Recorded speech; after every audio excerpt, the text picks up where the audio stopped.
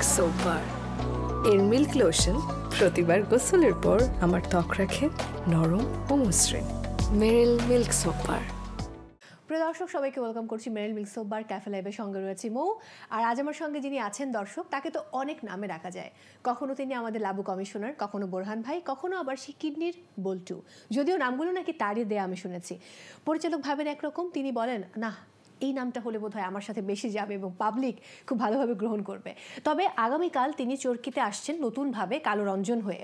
এই কালো রঞ্জনের রহস্য কি, সে রহস্য উদ্ঘাটন করতে আমি এখানে বসেছি। আর আমার সামনে রয়েছেন তিনি, আমাদের সঙ্গে আছেন আমাদের ভালোবাসার অভিনয় শিল্পী, নির্মাতা, আর কেউ নন সরাব আহমেদ জীবন।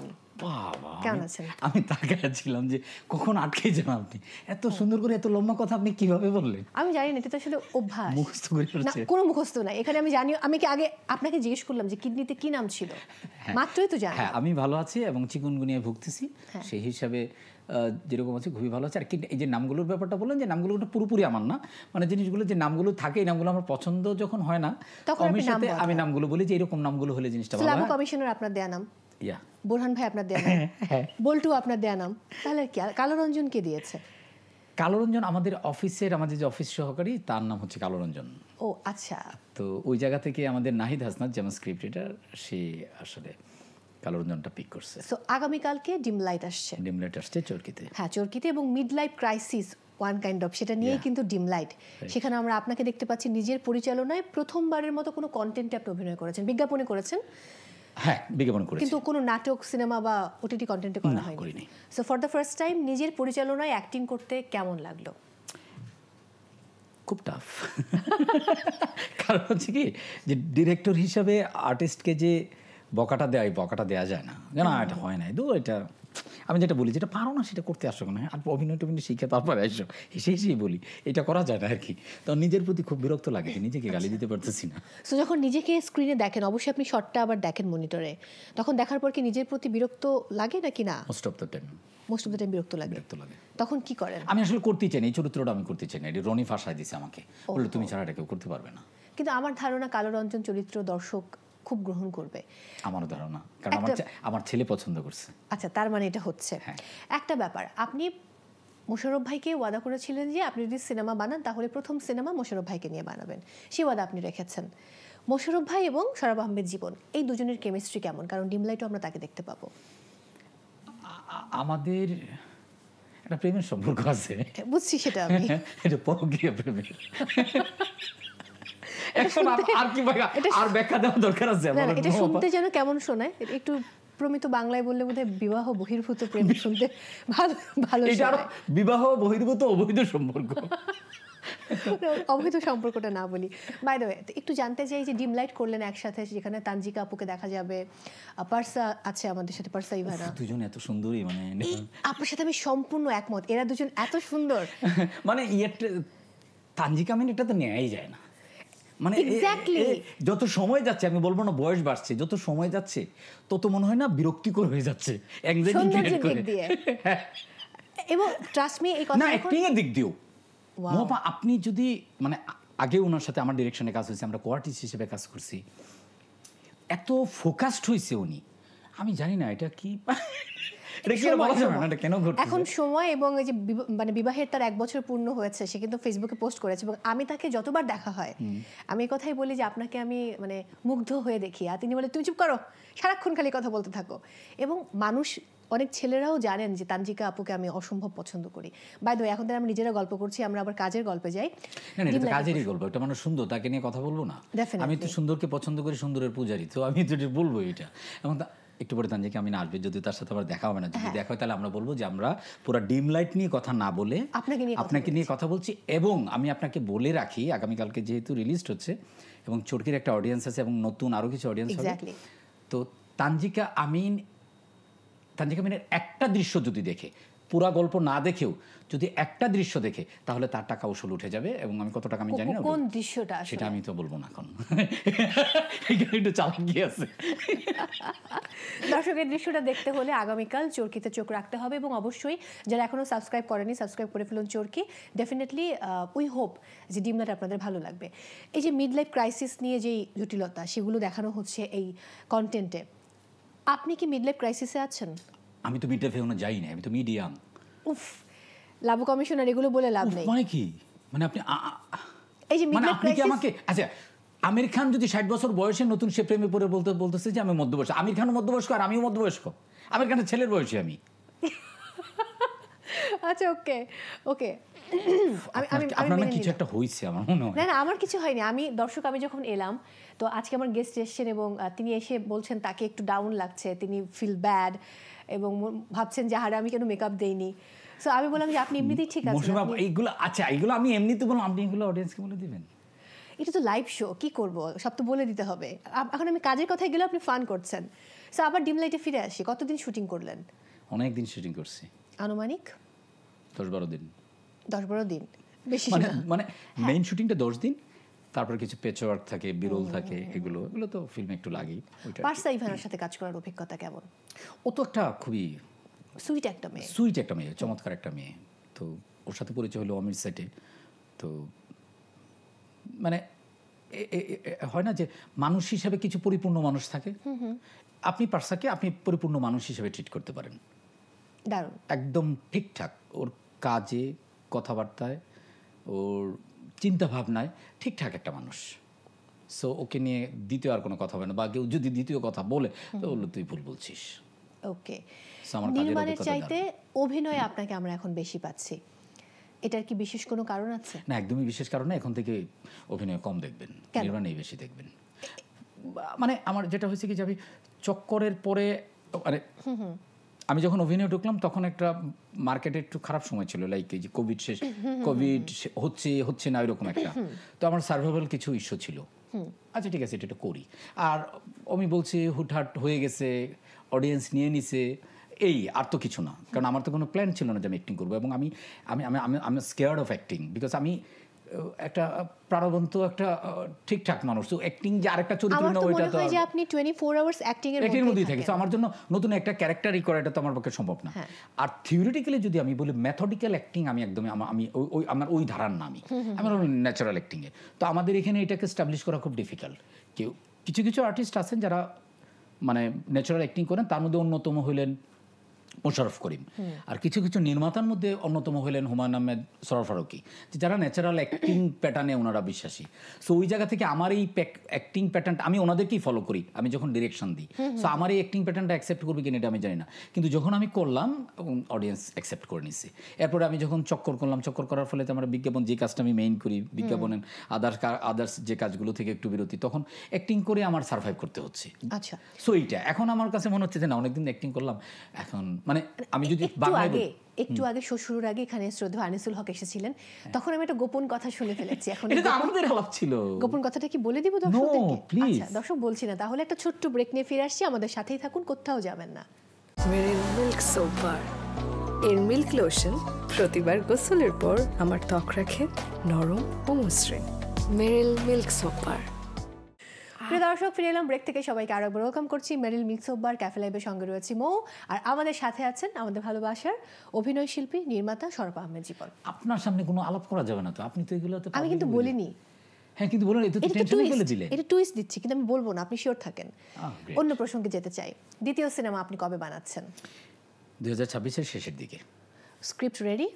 না, আমার 3টা গল্প রেডি, স্ক্রিপ্ট রেডি না। স্ক্রিপ্ট রেডি করতে বেশিক্ষণ লাগে না, কারণ আই হ্যাভ অ্যান অ্যাসেট, সেটা হচ্ছে নাহিদ হাসনা, যে ডিম লাইটেরও যে রাইটার, চক্করেরও যে রাইটার, এবং বকুল ফুল প্রথম প্রোডাকশন আমরা দুজনে কম্বো করে ট্রাই করি যে আমরা বাইরের রাইটার দিয়ে আমাদের পোষাচ্ছে না, তুমি একটু লেখালেখি করা শুরু করো। তো এটা ছিল বকুল ফুল, আপনি দেখছেন কিনা আমি জানি না। আমি বকুল ফুলটা দেখি না, মোশাররফ ভাই আর তাসনিম ছিল। হ্যাঁ, ভালো প্রোডাকশন, নিজেরটা নিজেই বলছি আর কি। তো ওই জায়গা থেকে আমাদের, আপনি এসেছিলেন তখন আমি ইন্টারভিউটা করেছি। ইয়েস, রাইট, আমার মনে আছে। হ্যাঁ, তো ওই নাহিদ যেহেতু আছে, তো আমার ওই স্ক্রিপ্ট নিয়ে আমার টেনশন নেই। বাহ, দুর্দান্ত। এইদিকে আপনি অনেক লাকি। আমি লাকি, এটা আসলে পাওয়া যায় না আসলে। এই যে অমি ভাইয়ের সাথে আপনার কাজের যে ধারাবাহিকতা, সেখানে কি আমরা আবারও আপনাকে দেখতে পাবো? এটা ডিপেন্ডস অন অমি, বিকজ মানে প্রতিটা ডিরেক্টর তার প্ল্যান অনুযায়ী তো কাজ করে, চরিত্র ক্রাফট করে। সো কালো রঞ্জন কাল দেখতে পাচ্ছি, নতুন চরিত্র আপনার। বোরহান ভাই, লাবু কমিশনার, কোন ক্যারেক্টারটা আপনার সবচেয়ে প্রিয়? আমার আসলে প্রিয় চরিত্র হচ্ছে অসময়ের হালিম, গরম গরম হালিম। এটা আমার প্রিয় চরিত্র। এটা কেন, সেটা হচ্ছে যে আমি হালিমে অ্যাক্টিং করছি হচ্ছে যে আমি মন প্রাণ দেহ সর্বোচ্চ উজাড় করে দিই, আমাকে অ্যাক্টিং করতে হয় নাই। কারণ এই চরিত্রগুলো আমি মানুষগুলো আশেপাশের চরিত্রের মানুষগুলো এত দেখছি যে আমার জন্য কষ্ট হয় নাই। আর কালোরঞ্জন চরিত্রটা আমাকে অ্যাডাপ্ট করতে হয়েছে, এটার জন্য আমি একটা ডিফারেন্ট লুক নিছি, আমার একটু ওয়েটের ব্যাপার ছিল, ওইটা ভাগ্য ভালো যে তখন আমার চিকনগুনিয়া হয়ে গেছিল, চিকনগুলো হওয়ার পরে ওয়েট কমে গেছে এবং মুখটা বড় হয়ে গেছিল, চেহারা আইব্রো ছোট হয়ে গেছিল, চুলটা ছোট করে ফেলছিলাম, একটু গোফ রাখছিলাম, ক্লিন শেপ ছিলাম। এবং এই কালোরঞ্জন ইজ এ উইয়ার্ড ক্যারেক্টার এবং খুবই ইরিটেটিং। মানে ওর সাথে আপনি হাজারবার বললেন যে বাবার তুই কথা কোস না, তোর কাছে ক্ষমা চাই না, আমি কথা বলবো না, আমি কি কথা বলতেছি, আমি কি কথা বলার লোক? আমাকে আপনি দেখছেন কোনোদিন আমি কথা বলতে? আমাকে সব জায়গায় গেলে আপনারা বলে আমি কথা বলি, আমি কি কথা বলি? এই যে এখনই বলবেন যে আমি কথা বলতে, আমি কথা, এই টাইপের বিরক্তিকর মানুষ। সো এটা করতে আমার জন্য একটু এই ক্যারেক্টারটা কোত্থেকে নেয়া? এই ক্যারেক্টারটা আসলে এরকম ছিল না। এই ক্যারেক্টারটা কনসেপ্টটা ছিল যে আমাদের অফিসে, আমাদের একজন office, basically say cook, he is from I know him because আপনার চক্করের জন্য আমার আপনার সাথে হ্যাঁ রাইট। তো ও হচ্ছে যে ওর অ্যাক্টিভিটিগুলো এরকম পিকুলিয়ার টাইপের, মানে ওর কথাবার্তা, ওর রিয়াকশন ফ্ল্যাট রিয়াকশন।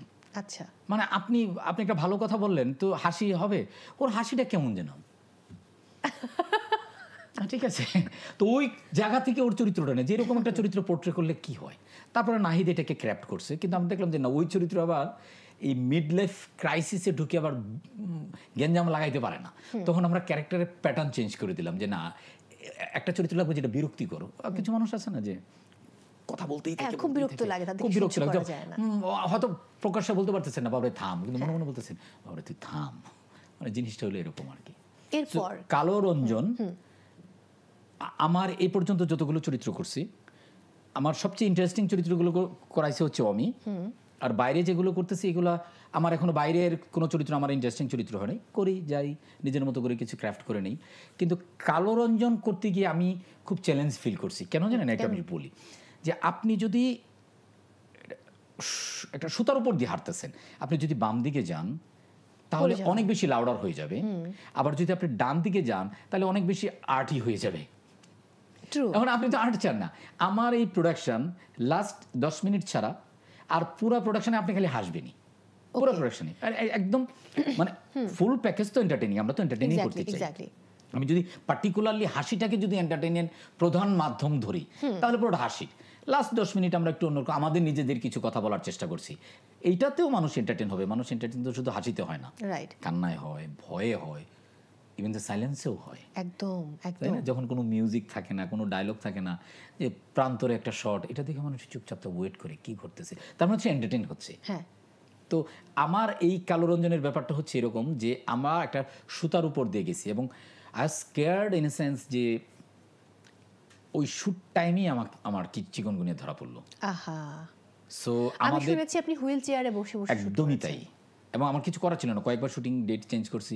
এবং you know Mosharraf Karim is a very busy artist, অন্যদেরও তানজিকা আমিনের ফিল্মের ইভানারও তো নিজস্ব, সবারই তো থাকে, ডিওপি এন্ড আদার্স যারা আছে সবারই থাকে।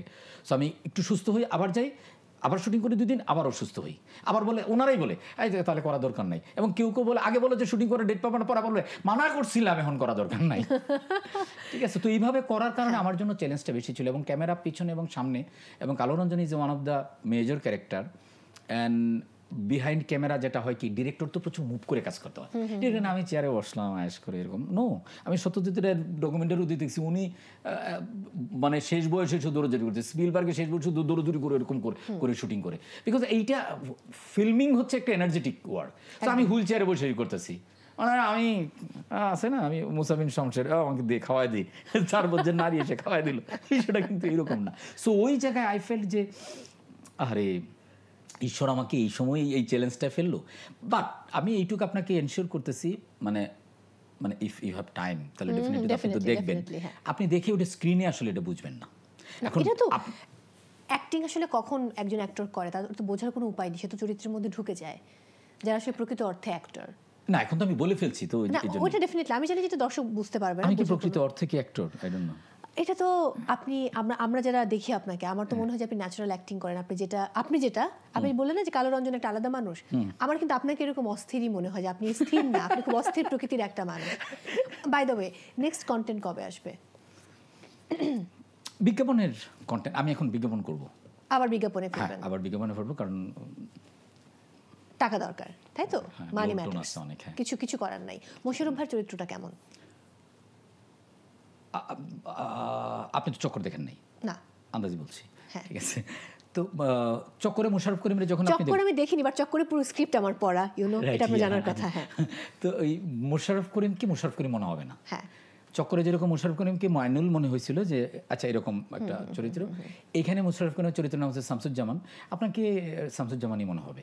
এইখানেও একটা আমার চ্যালেঞ্জ ছিল, মোশাররফ ভাই এত কন্টেন্ট করে, এত চরিত্র করে, ওনাকে আলাদা করা সম্ভব না। আপনি কি দাড়ি করবেন, আপনি কি গোফ লাগাবেন, আপনি কি চুল টাক করে ফেলবেন, লুকে করলেন, কিন্তু ওনার যে ক্যারেক্টারিস্টিক, ওনার যে অ্যাক্টিং মেথড, মানে তার মস্তিষ্কের মধ্যে যেটা ঢুকেছে, যেটা তার স্ট্রেংথ কিংবা তার যেটা উইকনেস, এটা আপনি দূর করবেন কিভাবে? তো ওই জায়গা থেকে তাকে দিয়ে অ্যাক্টিং করানো কিন্তু ডিফিকাল্ট, ভীষণ রকম ডিফিকাল্ট। এটা ট্রু, মানে এরকম ভিন্ন রকম। হ্যাঁ, যার কারণে তার সাথে আমি কি করি, ব্যক্তিগত সম্পর্কটা আমার ভালো হওয়ার কারণে সম্পর্কটা আরও বেশি ঝালাই করা শুরু করি, সারাক্ষণ খোঁজ খবর নেই, এটা করি, নানান কিছু করি, চলো তাহলে আচ্ছা এটা জিনিসটা করলে কীরকম হয়, এরকম করে করে করে করে না এটা করতে এরকমভাবে না বলি, তো এরকমভাবে বলি, এটা মানে উনি জানে যে আমি এটা যেহেতু না করে ফেলছি, এটার জীবনও হা হবে না, এটা যদি 1000 যুক্তি দেয় এটা হা হবে না, কিন্তু আমি ওনাকে বলি যে এরকম যদি বলে যে এরকম এটা করা, হাঁটাটা যদি আমরা এরকমভাবে দিই তাহলে কী হয়। আর আমার যেটা সুবিধা হলো আমি প্রতিটা মানুষকে দেখাই দিই, এটা হয়তো আমার অন্য একটা জায়গায় কাজে লাগছে যে আমার নিজের অ্যাক্টিং করার। এক্স্যাক্টলি, আমার একবার সুযোগ হয়েছিল ইমরান রাফাতের পরিচালনায় আপনার সাথে মোশাররফ ভাইয়ের সাথে একসঙ্গে কাজ করেছিলাম, এবং সেখানে আড্ডা একবার শুরু হলে মোশাররফ ভাই আড্ডা আর থামান না, আড্ডা চলতেই থাকে। এবং আমরা যারা দর্শক শ্রোতা থাকি আমাদের মনে থামানোর দরকার নেই, তো বলে যায়। হ্যাঁ, বলে যায়, এটা সত্য কথা। সো এরকম আড্ডা কেমন জমেছে আপনাদের এই শুটিং? আমাদের এটাতে আড্ডা একটু কম হয়েছে এই কারণে যেহেতু কাজের প্রেশার ছিল এবং আমরা শিডিউল উল্টাপাল্টা করে ফেলছিলাম, সো আড্ডা কম হইলেও আমাদের সিনগুলো ছিল খুব ইন্টারেস্টিং, আমরা সিন করার সময় আমরা খুব মজা পাইতাম। আর তানজিকা পুত্রে যেটা হয়েছে কি যে উনি তো খুব প্রাণবন্ত মানুষ এবং একদম সাদা কাগজের মতো, একদম plain and simple, straight forward, পছন্দ করলে কর, না করলে না কর, কোনো অসুবিধা নেই এটা। আর ইভানা যেটা হলো কি, ইভানা কিন্তু খুব ভালো মনোযোগ শ্রোতা। হ্যাঁ হ্যাঁ হ্যাঁ হ্যাঁ, না না জি ভাই এটা করতে পারে। আর আমাদের আজকের এই শো কিন্তু ওদের দুজনের দেখা উচিত, আমি ট্যাগ করে দেব। এবং মোশাররফের যেটা হয়েছে, আমাদের এটা যেহেতু মোশাররফের চরিত্রটা স্ট্যান্ড আপ কমেডিয়ান, আমাদের প্রচুর পরিমাণে জোকসের কালেকশন ছিল, এবং আপনারা শুনে অবাক হবেন আমরা যে পরিমাণ জোকস আমরা শুট করছি তার কতটুকু দিয়েছেন? 5%। এটা তো হতাশ, শুধু জোকস দিয়ে আপনার একটা বড় কন্টেন্ট হয়ে যাবে। আহা, এবং মাঝে মাঝে ধরুন 3টা বা 4টা জোকস নিয়ে মোশাররফ ভাই বলতেছে, এরপরে সে নিজে থেকে আরো 2-3টা জোকস বলে ফেলছে, আসতেই থাকে। তার মানে বুঝেন যে আমাদের পিছনে আমাদের এত লিমিটেশনের পরেও যখন জোকস রিলেটেড সিনগুলো হয় তখন কি পরিমাণ জোকস উনি বলতেন, এবং প্রতিটা জোকস বলার পরে আচ্ছা আরেকটা কথা বলে রাখি, এটা আপনার মাধ্যমে দর্শকরা বলে রাখি, এইগুলা আসলে ফিল্মে আসলে আরো ভালো হতো। অনেক ইন্টারেস্টিং জোকস বলার পরে বলতেছে যে এটাকে বলা যাবে, ঠিক আছে বলো না, পরে একটা ঝামেলা হবে, এমনি ঝামেলার মধ্যে আমরা আসি, দরকার নাই। মানে যেটা সত্যিকার অর্থে জোকস, মানে জোকস তো এরকম না যে ফরিদ ভাইকে একজন জিজ্ঞেস করলো আপনি খালি জোকস বলেন, খুবই ডার্টি জোকস বলেন, একটা ভালো জোকস বলেন, বলেছে যে ঠিক আছে ভালো জোকস বলতেছে। একটা লোক সন্ধ্যার সময় সে খাইছে, খাওয়া দাওয়া করছে, তারপরে খাওয়া দাওয়া করে ঘুমায় গেছে, তারপরে মাঝরাতে উঠে সে তাহাজ্জুদের নামাজ পড়ছে, তারপরে ফজরের নামাজ পড়ছে, তারপরে সকালে আবার ঘুম থেকে উঠে গেছে। বললো যে জোকস কই? তাহলে তুমি না বলো ভালো জোকস বলতে, এগুলো তো সারা নামাজই পড়ছে। তো জোকসের মধ্যে যদি আপনার একটু ওই জিনিসগুলো যদি না থাকে তাহলে তো হয় না। তা আমাদের যেটা হয় কি, অনেক সেন্সর করে করে করে করে করে করে তারপর সেটা প্রকাশ করতে, হ্যাঁ, তারপরে ধরুন কয়েকজন কাছে আমরা ভোটিং করছি, আচ্ছা মোশাররফ ভাই এটা কি যাবো, ওটা বলেন তো, আমার কাছে তো ভালোই লাগছে, আমি যে ভালো না এটা কি সেন্সর করবে, মানে না এটা করেন, এরকম ভোটিং করছি আমরা নিজেরা, মানে একবার শুট করে ফেললে তো আর সুযোগ থাকে, এই আর কি। Thank you so much for coming. একটা ব্যাপার, একটু কি কোনো ডায়ালগ শোনানো যাবে আমাদেরকে? লাবু কমিশনারের বিখ্যাত ডায়ালগ বা বোরহান ভাইয়ের ডায়ালগ, আপনাদের একটা আলাদা প্যাটার্ন আছে, সেই প্যাটার্নের কোনো ডায়ালগ কি শোনানো সম্ভব কিনা? ওই ডায়লগ তো আমার কিডনিটা মনে আছে, কিডনিটাই দিয়ে দেন তাহলে। বল্টুর ডায়লগ হলো এরকম আর কি যে, আরে মিয়া তোমারে তোমরা তো আমার দামই দিলে না। আমি 1998 সালে 8 পাস করছি, যেটা এই যুগের MA পাসের সমান, অথচ আমি এখানে আছি, আমারে তোমরা কোনো দাম দিলে না। এই গ্রামে তোমরা একটা হসপিটাল বসাইতেছো, আমাকে বললা না। Thank you so much. আবারও অনেক অনেক ভালোবাসা আজকে সময় দেওয়ার জন্য। দর্শকদের উদ্দেশ্যে কিছু বলুন এবং ডিম লাইট নিয়ে কিছু বলুন দর্শকদের শুধু এটাই বলবো, আগামীকাল থেকে চরকিতে পাওয়া যাবে ডিম লাইট। আমার মনে হচ্ছে ডিম লাইট যদি আপনারা দেখেন ফুললি এন্টারটেইন হবেন এবং সময়টা নষ্ট হবে না, টাকাটাও নিশ্চয়ই নষ্ট হবে না আর কি। এবং ডিম লাইটের সাথে থাকবেন, চরকির সাথে থাকবেন। আমার মাথায় লাস্টে গিয়ে একটা কথা আসছে, বলেন না। মিড লাইফ ক্রাইসিস নিয়ে ডিম লাইট। মিড লাইফে গিয়ে মানুষ আলোটা কি কমে যায়, এই জন্য ডিম লাইট হয়ে যায়? একদমই তাই, এই জন্যই কি নামটা রাখা? যদিও এটা পরে এসে মাথায় আসলো। হ্যাঁ, আসলেই তাই। ওকে, বাট এই যে ডিম লাইটটা, এই ডিম লাইটটা আসলে দরকার, জীবনের জন্য দরকার, সম্পর্কের জন্য দরকার, সময়ের প্রয়োজনে দরকার। ডিম লাইটটা না থাকলে মানে অন্ধকার যেরকম আপনাকে কিছুই দেখতে দেয় না, আবার অনেক ঝলকানো আলো আপনাকে আরামটা নষ্ট করে। সেই ক্ষেত্রে ডিম লাইট আপনাকে এক ধরনের ফিলিং গুড ব্যাপার দেয় আর কি। সো ডিম লাইট আসলে দরকার একদম, মিড লাইফ, শুধু মিড লাইফের জন্য না, আপনার আমার মতো যারা ইয়াং মিড ইয়াং আছে। এক্সকিউজ মি, আমি আপনার থেকে অনেক ছোট বয়সে বাই দ্য ওয়ে। যাই হোক, অনেক ভালো থাকবেন জীবন ভাই, এরকম জীবন্তই থাকুন সবসময়, মানে প্রাণবন্ত যেটাকে বলে। এই জীবন্ত মানে প্রাণবন্ত, অন্য কিছু না। আপনার জন্য অনেক ভালোবাসা, বিদায় নিচ্ছি আমি। দর্শক, বিদায় নিতে হচ্ছে আজকের মতো। আমি আবারও বলছি, আগামীকাল রিলিজ হচ্ছে চরকিতে ডিম লাইট। সো অবশ্যই শরাফ আহমেদ জীবনের পরিচালনা এবং তিনি অভিনয় করেছেন, রয়েছেন মোশাররফ ভাই, তানজিকা আপু, একই সাথে আমাদের ভালোবাসার পারসা ইভানা। সো অবশ্যই ডিম লাইট দেখবেন, আমাদের সঙ্গে থাকবেন, প্রথম আলোর সঙ্গে থাকবেন মেরিলের সঙ্গে।